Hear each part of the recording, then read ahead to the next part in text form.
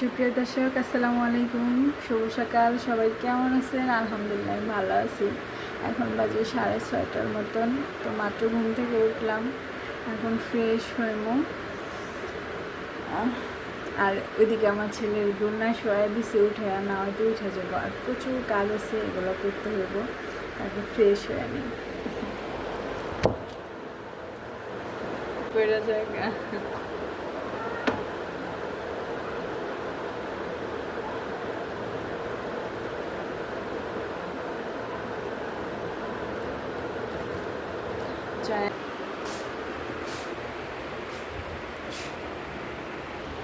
আপনার সাথে কথা বলতে বলতে একটু ছাদ থেকে ঘুরে আসি।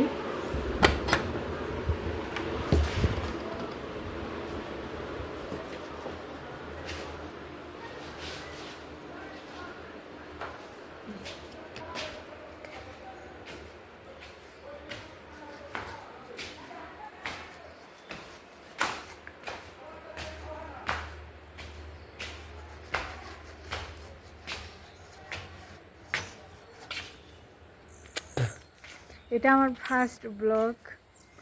তো আমি অনেক সাধারণ ঘরের একটা মেয়ে আর সাধারণ ঘরের বউ। তো এই এই প্ল্যাটফর্মে আসলে কেউ কারো সাহায্য ছাড়া উপরে উঠতে পারে না। প্লিজ সবাই আমাকে সাপোর্ট করবেন। আর এই চ্যানেলে আপনারা লাইফস্টাইল, আমার কুকিং, সব কিছুই দেখতে পারবেন।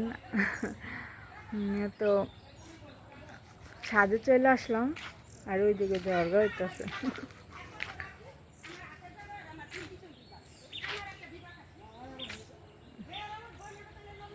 ওখানে কথা হইতেছে, এদিকে না থাকাই ভালো। তো অবশ্যই সবাই আমাকে সাপোর্ট করবেন। আর সকালে স্নিগ্ধ একটা পরিবেশ, যেটা শহরের মানুষ কখনোই ফিল করতে পারবো না। আলহামদুলিল্লাহ আমি গ্রামে আছি, এটাই আমার কাছে বড় পাওয়া।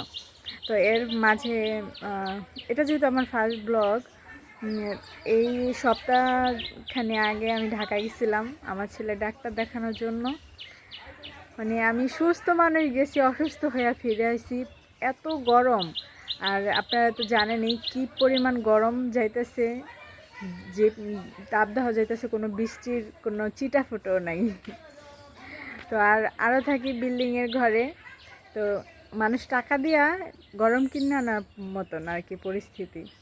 এর থেকে আমি মনে করি টিনের ঘর হাজার গুণ ভালো।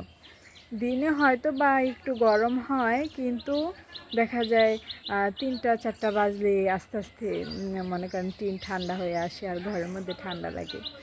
আর এই বিল্ডিংয়ের মধ্যে প্রচণ্ড গরম। তো এই বিল্ডিং গরমের মধ্যে অনেকগুলো টিপস আছে, আপনাদের সাথে অবশ্যই শেয়ার করব যে কীভাবে ঠান্ডা পরিকূলে থাকতে পারবেন ইনশাল্লাহ।